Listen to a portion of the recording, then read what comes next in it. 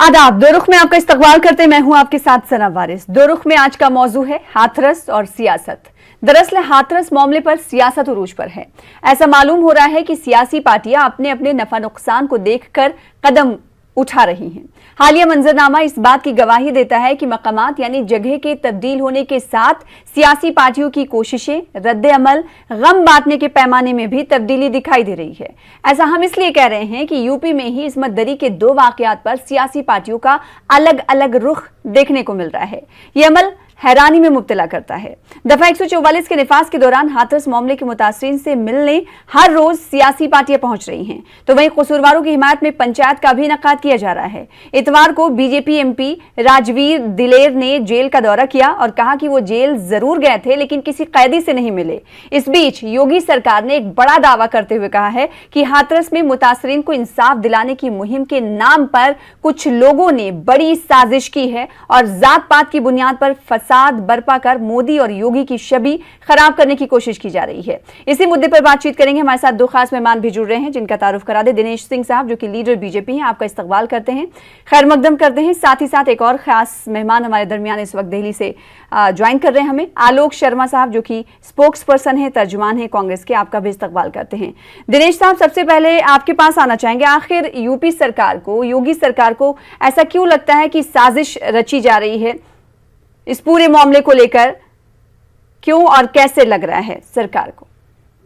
लग ऐसे रहा है कि देखिए कोई वाकया मान लीजिए हो गया और वाकये के बाद अगर सरकार उसमें कोई हिला हवाई करती है या जांच कराने में कहीं से कोई दिक्कत होती है, देरी करती है, एसआईटी का गठन किया गया, एसआईटी के गठन के बाद देश की सर्वोच्च जांच एजेंसी सीबीआई को सौंपने का काम किया गया, लेकिन उसके बाद भी जो विरोधी दल हैं जिनकी जमीनें खिसक गई हैं, राजनीतिक सियासत उनके पास करने के लिए कहीं जो कोई जगह नहीं है, तो ऐसे अवसरों की तलाश में वो रहते हैं, उनको सियासत करने का अवसर कहां मिले। आज इस मामले में जबकि जो भी पीड़ित पक्ष है, अब तक के आप जितने भी मामले देखिए सना जी, हमेशा पीड़ित पक्ष सीबीआई की डिमांड करता है। आज सरकार सीबीआई जांच की बात आदेश दे दिया है लेकिन पीड़ित पक्ष मना कर रहा है। विरोधी पक्ष जो है, जो विपक्ष में है, जिसमें आलोक शर्मा जी जिसके यहाँ नुमाइंदे बैठे हुए हैं, वो कह रहे हैं नहीं सीबीआई की जांच ना हो, एसआईटी का गठन किया, एसआईटी पर भरोसा नहीं। तो अरे भाई किस चीज पर भरोसा है? कम से कम सब ये चाहते हैं, हम भी चाहते हैं, हमारी पार्टी भी चाहती है, हमारी सरकार भी चाहती है और पूरा उत्तर प्रदेश या देश यही चाहता है ना कि पीड़िता के साथ न्याय हो और जो अपराधी हो उसको जल्द से जल्द और सख्त से सख्त सजा मिले, लेकिन किसी निरपराधी को नहीं। जब इतनी सी बात है तो सरकार ने तो सीबीआई जांच के आदेश दे दिए हैं, फिर पेट में दर्द क्यों हो रहा है? ठीक है, सियासी पार्टियों पर इल्जाम लगा रहे हैं कि आखिर जब सरकार ने तमाम अहम कदम उठाए तो सियासी पार्टियां आखिर क्यों नहीं मान रही हैं और क्यों मुत्तफिक नहीं होती सरकार के इस कदम से। लेकिन जमहूरियत में अपोजिशन का होना बेहद जरूरी है। दिनेश सिंह साहब, आप भी जानते हैं अपोजिशन नहीं तो इसका मतलब है कि सरकारें और फिर जो मुद्दे हैं उसे सरकार के सामने लाने वाला भी कोई नहीं होगा। ऐसे में अगर अपोजिशन पार्टियां मुतासरीन से मिलने जा रही हैं तो इसमें सरकार को क्यों बुरा लग रहा है और सरकार इसमें क्या बुराई देखती है, आखिर क्यों? सना जी देखिए, हम सब भी विपक्ष में रहे हैं, कोई ऐसा तो है नहीं कि हम लोग विपक्ष में नहीं रहे हैं। विपक्ष की राजनीति हम लोगों ने नहीं की है, बिल्कुल जाना चाहिए, लेकिन घटना राजस्थान में हुई है जी। 2 बेटियों के साथ वहां बलात्कार की घटना हुई। मैं सिर्फ इतना निवेदन करना चाहता हूं, क्या किसी पार्टी के पास अवसर नहीं है, किसी पार्टी के पास या किसी लीडर के पास समय नहीं है कि कम से कम वो 2 कदम बढ़ा सके उस तरफ? ये सिलेक्टिव अप्रोच क्या दर्शाता है? क्या बहन बहन में फर्क होता है? क्या रेप में फर्क होता है? जिस पार्टी के नुमाइंदे भाई और बहन दिल्ली से चलकर हाथरस की तरफ चलने की कोशिश करते हैं, पहुंचना चाहते हैं, क्या उनके एक कदम भी राजस्थान की तरफ नहीं जाते हैं? और आज अभी जब मैं आपसे बात कर रहा हूं तो अभी कांग्रेस पार्टी के एक पूर्व पार्षद जो है लखनऊ में गिरफ्तार हुए। किस बात के लिए? वो भड़काऊ पोस्टर प्रियंका सेना के नाम से छपवाकर जगह जगह चिपकाने का काम कर रहे। ये क्या है? ठीक है आलोक जी, दिनेश जी आपको मौका दूंगी। आलोक जी से मैं सवाल कर लेती हूँ, आखिर सिलेक्टिव सियासत क्यों कर रही है? बीजेपी का इल्जाम है, आलोक साहब आपने भी सुना दिनेश साहब को, उन्होंने कहा कि 12 में भी इस तरह के वाकयात पेश आए, वैसा ही जोशो खरोश और ऐसे ही संजीदगी का मुजाहरा कांग्रेस ने वहां पर क्यों नहीं किया? सबसे पहले तो बारा की घटना से और हाथरस की घटना की तुलना करना अपने आप में ओछी और छोटी सोच का परिचायक है। जो भी लोग ऐसा कर रहे हैं उनकी सोच शायद बहुत छोटी है। बारा में क्या हुआ है और हाथरस में क्या हुआ है, दोनों बिल्कुल ऑल टुगेदर डिफरेंट हैं। बारा में 164 के बयान में पीड़िता कह रही है हमारे साथ रेप नहीं हुआ है, हम अपनी मर्जी से गए, और हाथरस में पेट्रोल डाल के 2:30 बजे रात को जलाया गया है जी। दोनों घटनाओं में जमीन आसमान का अंतर है। लेकिन मैं फिर भी कहूंगा कि अगर वहां पर रेप हुआ है और बीजेपी के साथी को ऐसा लगता है, दिनेश भाई को, कि वहां पर जाना चाहिए, तो आज तक बीजेपी क्यों नहीं गई वहां पर? बीजेपी के तमाम लीडर्स हैं वहां पर, राजस्थान में मुख्यमंत्री रही थी उनकी, किसी ने रोका है क्या वहां पर जाने से? मुद्दे की बात यह है कि जिस तरह से आप कभी जातिवाद का चोला ओढ़ लेते हैं, कभी धर्म का चोला ओढ़ लेते हैं, कभी कोई चीज आती है, कभी कोई चीज। आज तो कमाल ही हो गया कि मुख्यमंत्री साहब कह रहे हैं कि साहब जात पात और तमाम तरह के दंगों की साजिश थी। भैया आप किस तरह के मुख्यमंत्री हैं? आप इतना गैर जिम्मेदाराना बयान दे रहे हैं। मुझे तो लगता है मुख्यमंत्री ही दंगे भड़काना चाहते हैं इस तरह का बयान देके। अगर किसी मुख्यमंत्री के पास इस तरह के इनपुट हैं तो वो मीडिया में आकर ANI को बुला के बाइट देगा क्या? मुख्यमंत्री की जिम्मेवारी बनती है कि अगर इस तरह के कोई लोग इस तरह की कोई गलती कर रहे हैं तो उनके खिलाफ कार्रवाई करें। लेकिन इतने गर्म माहौल में मुख्यमंत्री ही अगर ये कहें कि साहब आप तो पूरी तरह से दंगे भड़कवाना चाहते हैं, तो मुझे लगता है दंगों की राजनीति बीजेपी को बहुत अच्छी तरह से आती है और कहीं ना कहीं उसी की परिपाटी एक आगे कदम चलना चाहते हैं। वो कह रहे हैं कि हमारा विकास पसंद नहीं आ रहा है। विकास के ऊपर तो कोई आज डिबेट ही नहीं है। विकास उत्तर प्रदेश में हुआ है तो लोग वोट देंगे, नहीं हुआ होगा तो नहीं देंगे। नहीं देखिए आप, ठीक है, विकास के नाम पर तमाम पार्टियां अक्सर बेशतर मुद्दे उठाती हैं और जाहिर सी बात है इस पर बात होना चाहिए। लेकिन आलोक साहब, एक सवाल यहाँ पर यह भी उठता है कि आखिर जिस तरह से हाथरस पहुंच रही हैं अपोजिशन पार्टियां, आखिर बलरामपुर का रुख क्यों नहीं कर रही हैं पार्टियां? देखिए मुझे लगता है बलरामपुर भी जाना चाहिए, उसमें कहीं कोई दो राय नहीं। क्यों नहीं जा रही आपकी लेकिन क्या जाने के साथ, एक मिनट, जिस जाने पे जिस तरह का सलूक हो रहा है आज, हाथरस जाने पे भी पहली बार सुना है हमने कि पूरे गांव को 2 दिन तक मीडिया को भी नहीं घुसने दिया और मीडिया को भी इतनी बुरी तरह से पीटा गया है, ये हमने पहली बार सुना है। क्या बलरामपुर जाने के लिए अगर कोई जाएगा तो उसको शांति से जाने दिया जाएगा? बिल्कुल नहीं जाने दिया जाएगा। नहीं तो सब एक ही तरफ क्यों, सारी पार्टियां एक ही तरफ क्यों झुकने लगती है, ये समझ नहीं आता। दोनों में देखिए, क्या रेप के पैमाने अलग होते हैं? नहीं मतलब 4 जगह हुआ है तो चारों जगह जाना चाहिए या तो एक जगह भी नहीं जाना चाहिए, आप ये कहना चाहते हैं? नहीं, मेरा मतलब है कि ठीक है आपके नुमाइंदे जाएं, लेकिन मैं सियासी तमाम पार्टियों की बात कर रही हूँ कि सिर्फ एक जगह को लेकर सिलेक्टिव होना सही है क्या? बलरामपुर भी वहीं पर है, मध्य प्रदेश में भी 5 जगह कल की घटनाएं हैं।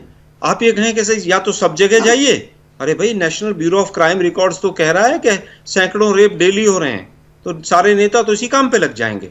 मोदी साहब ने बेटी बचाओ बेटी पढ़ाओ ऐसा नारा दिया कि उस गजब कर दिया उन्होंने पूरी तरह से। दिनेश साहब, आप ये बताइए, सरकार एक तरफ मुतासरीन पीड़िता के परिवार वालों की सिक्योरिटी नहीं दे पा रही है, दूसरी तरफ पंचायत वहां पर हो रही है, दफा 144 भी वहां पर लागू है, लेकिन इसके बावजूद भी पंचायत हो रही है। चंद्रशेखर आजाद पर और उनके साथ जो लोग गए थे जिन्होंने दफा 144 की खिलाफ वर्जी की थी, उनके खिलाफ तो FIR दर्ज कर दिया, लेकिन उन लोगों के खिलाफ FIR क्यों नहीं दर्ज कर पा रही है सरकार जिन लोगों ने पंचायत के नाम पर खिलाफ वर्जी की थी दफा 144 की? देखिए इसमें 2 सवाल हैं। एक सवाल तो आलोक जी का है, एक सवाल आपका है। आलोक जी कह रहे हैं कि किसने राजस्थान से जाने का रोका, तो हम लोग ऐसी सियासत नहीं करते हैं। यही फर्क है भारतीय जनता पार्टी में, यही फर्क है कांग्रेस पार्टी में कि हम सिलेक्टिव अप्रोच नहीं लगाते हैं। आप कह रहे हैं कि वहां पीड़िता के बयान दर्ज हो गए, उन्होंने रेप की बात कही है, यहाँ पीड़िता के जो बयान आ रहा है उस पर कोई सहमति ही नहीं है। उसके बावजूद भी सरकार ने SIT का गठन किया है, उसके बावजूद भी सरकार ने CBI जांच का रिकमेंडेशन कर दिया है, उसके बाद भी तकलीफ विपक्ष को हो रही है। ना तो नार्को टेस्ट पर भरोसा, अगर नार्को टेस्ट की बात सरकार करती है तो परिवार से ज्यादा तकलीफ कांग्रेस पार्टी को होने लगती है। अगर सरकार SIT की बात करती है तो तकलीफ कांग्रेस पार्टी को होती है, अगर सरकार CBI जांच की बात करती है तो तकलीफ कांग्रेस पार्टी को होती है। बात ये, और दूसरा अभी जो आप आंकड़े की बात कर रहे थे, सबसे ज्यादा, देखिए मैं उस तरफ नहीं जाना चाहता हूं, लेकिन एक लाइन जरूर कहना चाहता हूं। आप ग्राफ उठाकर देख लीजिए, जो आंकड़े बताते हैं सबसे ज्यादा रेप की घटनाएं राजस्थान में घटित हो रही हैं। उसके बावजूद भी कांग्रेस पार्टी के किसी भी लीडर के मुंह से एक शब्द नहीं निकलता। मैं फिर विनम्रता पूर्वक कह रहा हूं सना जी कि किसी भी क्षेत्र या देश के किसी भी कोने लेकिन में यूपी भी खवातीन के खिलाफ तशद्दुद में जराइम में नंबर 1 पर है, इसे भी हमें नहीं भूलना चाहिए। नेशनल क्राइम रिकॉर्ड ब्यूरो का ये आंकड़ा बताता है, रिपोर्ट ये बताता है। लेकिन दिनेश साहब, जो मैंने सवाल किया था उसका जवाब तो आपने दिया ही नहीं। आखिर पंचायत जिन लोगों ने की थी उसके खिलाफ सरकार ने कार्रवाई क्यों नहीं की? मैं अब आपता हूं आपके मूल सवाल, मैंने कहा ही ना, मैं आपता हूं अब आपके मूल सवाल है। अब देखिए, वहां के स्थानीय प्रशासन को पूरा अधिकार है कि कैसे वहां के लॉ एंड ऑर्डर को मेंटेन किया जाए, कब वहां धारा 144 लगानी है, कब वहां हटाना है, किसको वहां जाने की अनुमति दिया जाना है, ये लोकल प्रशासन का काम है और लोकल प्रशासन अपने हिसाब से काम करता है। आप जाइए, अगर कोई पीड़ित पक्ष है तो उसके जंग पर मरहम लगाने का काम आपको करने जाना है तो बिल्कुल आपको जाना चाहिए, लेकिन आप जाकर पीड़ित पक्ष को या जनता में पंचायत जिन्होंने की थी, जिन्होंने सभा मुनक्किद की थी, कसूरवारों की हिमायत में नारे लगाए थे, मैं उनको लेकर पूछ रही हूँ आपसे। देखिए, जो दफा 144 की खिलाफ वर्जी कर रहे हैं उनके खिलाफ तो कार्रवाई हो रही है, FIR दर्ज की जा रही है, लेकिन मैं उन लोगों के खिलाफ की बात कर रही हूँ जो एक जाति विशेष से आते हैं, उनके खिलाफ सरकार आखिर कोई ठोस कदम क्यों नहीं उठा रही है? पहली सरकार है सना जी जो जाति, धर्म, पंथ और मजहब देख के काम नहीं करती है, और हमारी पहली सरकार है जो किसी अपराधी के साथ, देश में मोदी जी का शासन है, उत्तर प्रदेश में माननीय योगी जी का शासन है, किसी अपराधी के साथ कोई दल का नेता नहीं खड़ा होता, ना मंत्री खड़ा होता है, खड़ा नहीं होता। कार्रवाई क्यों नहीं हुई दिनेश साहब? आखिर दो लोगों के लिए अलग अलग रूल्स कैसे हो सकते हैं? देखिए, दोनों लोगों के लिए मुख्तलिफ रूल्स कैसे हो सकते हैं? एक ही रूल है ना। जब दफा 144 नाफिज है तो कार्रवाई सभी पे होनी चाहिए। जो आपने कहा कि वहां पर चंद्रशेखर गए, उनके खिलाफ कार्रवाई हुई, जयंत चौधरी गए, उनके खिलाफ कार्रवाई हुई, शासन, वहां के प्रशासन को कार्रवाई करना चाहिए अपने हिसाब से। वहां जो पंचायत हो रही है, पंचायत में 4 लोग बैठ के कोई निर्णय कर रहे हैं। 4 लोग थे? नहीं, 4 लोग थे, 100 लोग थे, 50 लोग थे। मैं कह रहा हूं कि अगर कोई भी व्यक्ति, अगर 4 लोग होते तब तो फिर केस ही नहीं बनता ना सर। सुन लीजिए सना जी, पंचायत एक सरकार होती है, गांव पंचायत भी एक सरकार है। तो क्या वो दफा 144 में नहीं आता, उसका उल्लंघन करने में नहीं आता? आप मुझे ये बताइए। बिल्कुल आता है, फिर बिल्कुल आता है। उस मामले को भी वहां की पुलिस प्रशासन, स्थानीय प्रशासन उसको देख रहा है। ठीक है। आलोक शर्मा, अगर हाथरस में पंचायत होती है तो सरकार मजबूर हो जाती कार्रवाई करने पर, सियासी लीडरान, अपोजिशन पार्टियां मिलने जाती तो एक के बाद एक FIR भी दर्ज हो जाती है। पंचायत एक सरकार होती है। हाँ, गजब है भाई, योगी जी की सरकार नहीं है, वहाँ पंचायत की सरकार है। क्योंकि बीजेपी के इशारे पे वो पंचायत हुई थी, तो कार्रवाई कैसे होगी? वो पंचायत जो हुई, एक मिनट दिनेश जी सुन लीजिए ना, आपके बीच में मैं नहीं बोला, आप सुन लीजिए धैर्य से। आप रात को 12 बजे 2 बजे लड़कियों को, चिताओं को जला देते हैं, आप सुन तो लीजिए भाई ध्यान से। आप कह रहे हैं कि साहब वहां पर जो है प्रशासन को अधिकार है। अरे पुलिस वाले चारों तरफ खड़े थे उस पंचायत में भाई। वो पुलिस वाले क्या पाकिस्तान से बुलाए थे आपने या यूपी सरकार के ही थे वो? आप कह रहे हैं कि साहब वो प्रशासन को अधिकार है किसको इजाजत दे और किसको ना दे। तो DM तो धमकाने लग रहा है वहां पर बैठकर पीड़िता के परिवार को कि मीडिया वाले चले जाएंगे, उसके बाद हम ही रहेंगे और हम देख लेंगे। ये तो प्रशासन कर रहा है, तो प्रशासन पर कौन भरोसा करेगा? आप कह रहे हैं कि साहब SIT पे भरोसा नहीं, CBI पे भरोसा नहीं। CBI के तमाम जो आपके यहाँ पर 6 साल के केस हैं उनका क्या हर्ष हुआ है जरा देख लीजिएगा। एक भी केस CBI का अगर अंजाम तक पहुंचा हो तो उसको बता दीजिएगा। आप कह रहे हैं साहब नार्को टेस्ट कराएंगे उस परिवार का जिसकी बेटी चली गई। हम कह रहे हैं भाई जो भी कराना है कराओ, लेकिन सुप्रीम कोर्ट के जो आदेश हैं उनका उल्लंघन तो मत करो। हम तो कह रहे हैं कि आप इनसे भी ऊपर न्यायिक जांच कराइए ना, क्यों डर रहे हैं आप? मुझे लगता है कि पीड़िता के परिवार से ज्यादा बीजेपी डरी हुई है आज की तारीख में कि हमारी पोल पट्टी खुल जाएगी। ऐसी सियासत नहीं करते ये कि वहां जाएं यहाँ जाएं। मोदी जी 2014 में निर्भया के नाम पर वोट मांगते सड़कों पर घूम रहे थे, जब भूल गए आप लोग? मोदी जी कह रहे थे जब बटन दबाने जाएं तो निर्भया की फोटो याद रखिएगा और कमल का बटन दबाइएगा। आप लोगों से कोई मतलब थोड़ा सा भी शर्म नहीं आती है? थोड़ी सी भी चुल्लू भर पानी में डूबने का पानी नहीं मिलता आप लोगों को, बीजेपी वालों को? कुलदीप सेंगर का क्या हुआ था और अभी दुबे का क्या हुआ है? कौन सी कानून व्यवस्था है आपके यहाँ? मतलब आप लोग वहां पर गुंडों के ऊपर भी कार्रवाई जो है जाति देखकर और धर्म देखकर कर रहे हैं। यूपी पुलिस पिछले 6 साल से एनकाउंटर भी जाति और धर्म देखकर कर रही है। और आप कहते हैं हम तो जाति की कोई राजनीति नहीं करते हैं। मुझे लगता है कि बीजेपी को अब जनता को जवाब देना चाहिए कि ये क्या हो रहा है उत्तर प्रदेश में। ठीक है दिनेश जी, आप ये बताएं, क्योंकि वक्तन फवक्तन ये सरकार पर इल्जामात लगते रहे हैं कि सरकार कहीं ना कहीं कसूरवारों को बचाती रही है। इसी कड़ी में एक नया नाम और जुड़ गया है, एमपी रुकने पार्लियामेंट है हाथरस के राजवीर दलवीर साहब, जो इतवार को जेल पहुंचे। अब जब जेल पहुंचे तो उनसे जब सवाल किया गया तो उन्होंने कहा कि मैं कैदियों से मिलने नहीं गया था। नहीं देखिए, ऐसे मौके पर आप जेल जा रहे हैं जहां पर कैदी बंद हैं, आखिर जहन में किसी के क्यों ना आए ये कि आप मुलाकात करने गए थे?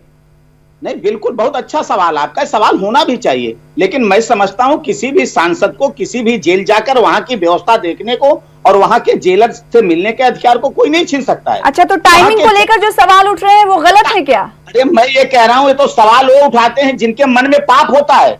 जिन लोगों ने कभी इस तरह का कोई कृत्य किया है उनके मन में पाप रहता है। अभी आप दुनिया भर का नाम आलोक जी ने लिया है, बता रहे हैं मेरे बीजेपी वाले, सरकार का कोई आपने पाप किया है क्या कोई? आप सवाल पूछ रहे हैं बीजेपी से। आलोक जी, मैंने मैं बोल रहा था तो आप कह रहे थे, बीच में बोल रहे हैं। मेरे सरकार का, हमारे सरकार का कोई भी मंत्री, कोई भी विधायक, कोई भी सांसद किसी अपराधी के साथ खड़ा मिला हो तो बताइए।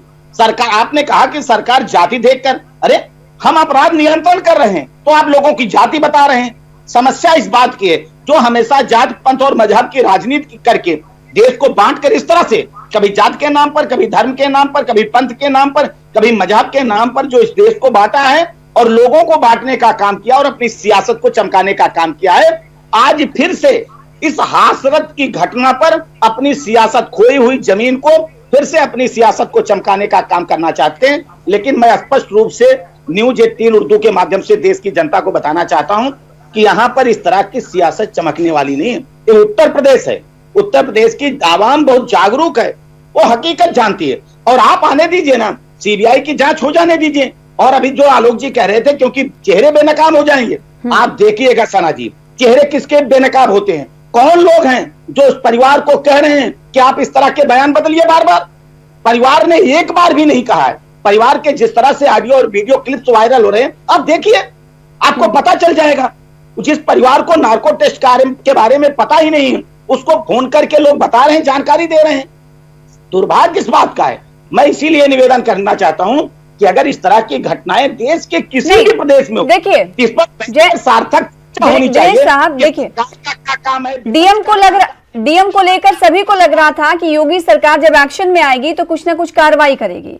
कार्रवाई तो किया, लेकिन जो बड़ी मछली थी जिसका इशारा डीएम की तरफ है, उन पर कोई गाज नहीं गिरी।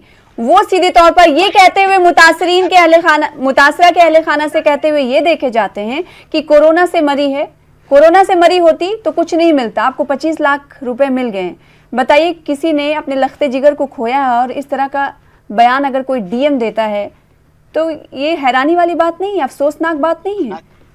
सना जी देखिए, किसी के ऊपर आप आरोप लगा दिए, कोई भी आरोप लगा दिया, आप कोई मेरे ऊपर आप बैठ के आरोप लगा दिया, मैं आपके ऊपर, आलोक जी के ऊपर, तो ये नहीं होता है कि आरोप मतलब सिद्ध हो गया। देखिए, जांच इसीलिए हो रही है कि कहीं अगर किसी से रंच मात भी चूक हुई है या इसमें किसकी किसकी भूमिका है, क्या किसी पार्टी की भूमिका है, किसी नेता की भूमिका है, किसी अधिकारी की भूमिका है, तो निश्चित तौर पर दंडित किया जाएगा। योगी जी की सरकार है। ठीक है। आलोक शर्मा, दिनेश जी का यही कहना है कि सरकार तो काम कर रही है, कार्रवाई करने के लिए सरकार तत्पर है, इंतजार करना होगा, जो गुनहगार होंगे, कसूरवार होंगे, उनके खिलाफ कार्रवाई होगी।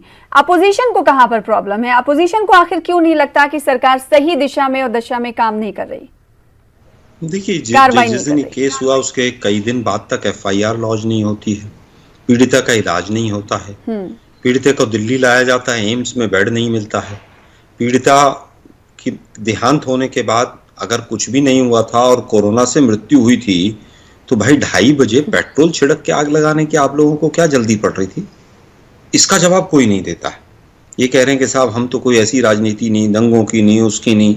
सुबोध सिंह हत्याकांड हुआ था, एक इंस्पेक्टर को दंगाइयों ने, भाजपा की भीड़ ने मार डाला था और जो दंगाई जब छूट कर आए तो बीजेपी के ऑफिस बियरर बन गए। वो झारखंड में पूर्व मंत्री माला पहनाने पहुंच गए। सुबोध सिंह की पत्नी के आज बयान जाके लीजिए, क्या हालत है उनकी। वो तब भी दंगा भड़काने की बात थी, सरकार भी बीजेपी की थी। आप कह रहे हैं सीबीआई की जांच क्यों नहीं होने दीजिए। कुलदीप सिंह सेंगर में सीबीआई की जांच हुई थी, मुझे लगता कई आदमी तो उनके परिवार के मर गए जब तक।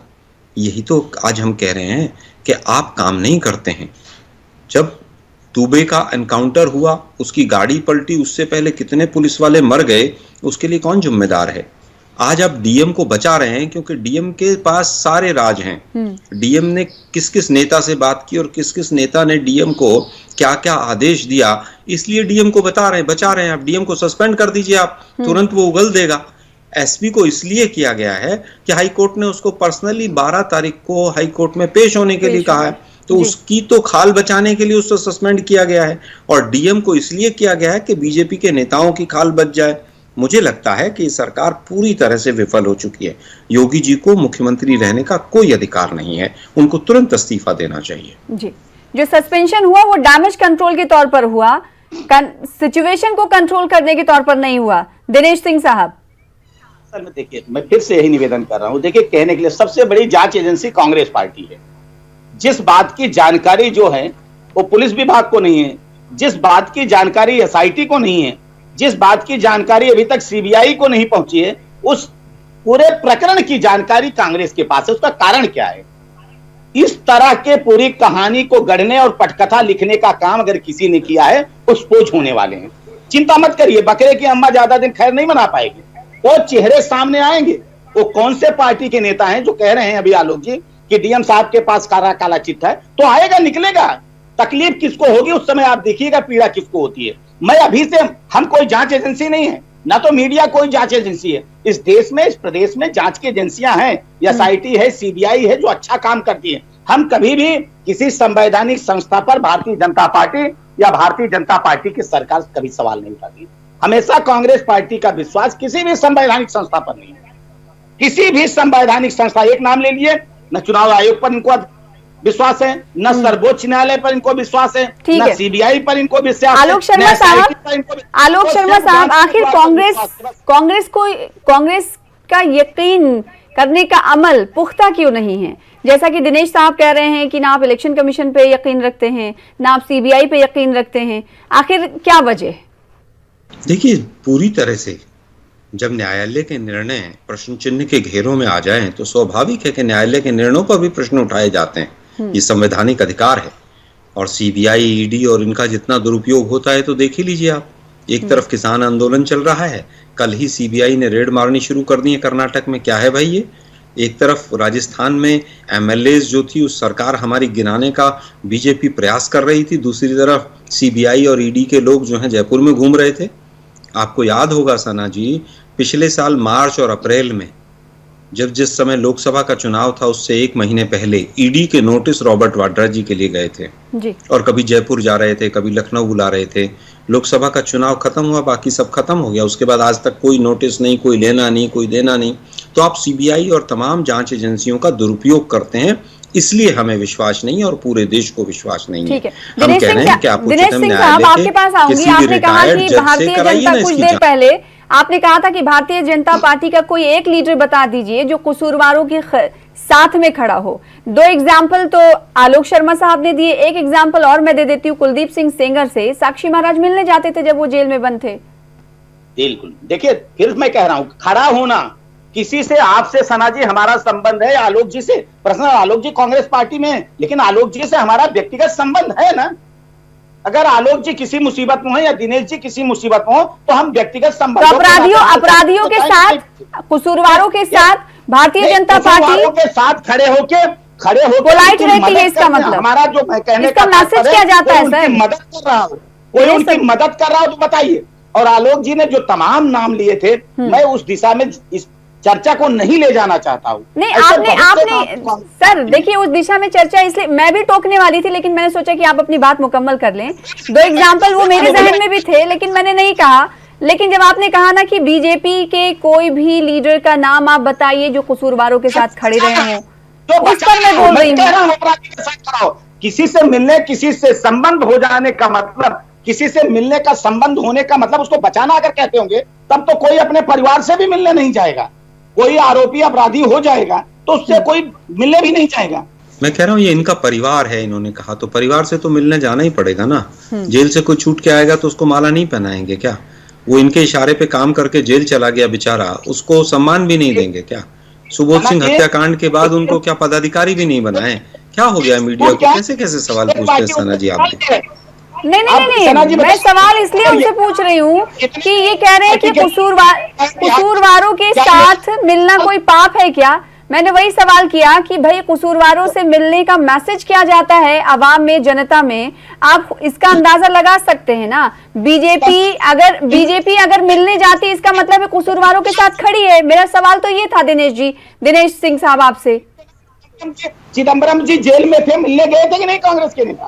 पूछ लीजिए ना।